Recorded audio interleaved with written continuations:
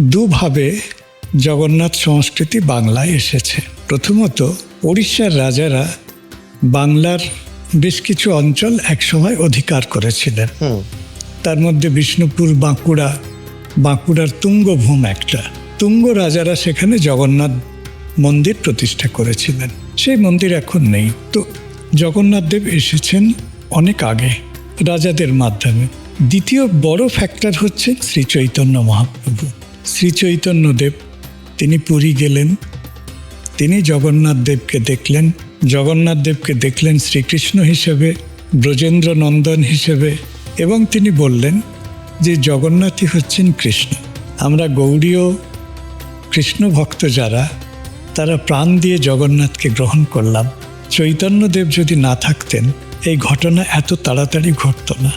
এবং আপনারা চৈতন্য চরিতামৃত, মধ্যলীলা 13-14 এই চ্যাপ্টারগুলো যদি আমরা পড়ি, তাহলে দেখব যে চৈতন্যদেব এবং রথযাত্রার একটা বর্ণনা আছে। রথের সামনে তার কীর্তনের বর্ণনা, এবং রথ যখন চলা বন্ধ হয়ে গেল তখন তিনি নিজের মাথা দিয়ে রথকে ঠেললেন, সেই বর্ণনা। এই দুটো ঘটনা গোটা ভারতবর্ষকে প্রভাবিত করেছিল। শুধু এই না, চৈতন্যদেব ওড়িশা বাংলার মানুষের কাছে সচল জগন্নাথ। তিনি আলাদা কেউ নন। দারু ব্রহ্ম আর ইনি গোরা ব্রহ্ম, আলাদা কেউ নন। একই জগন্নাথের দুই রূপ।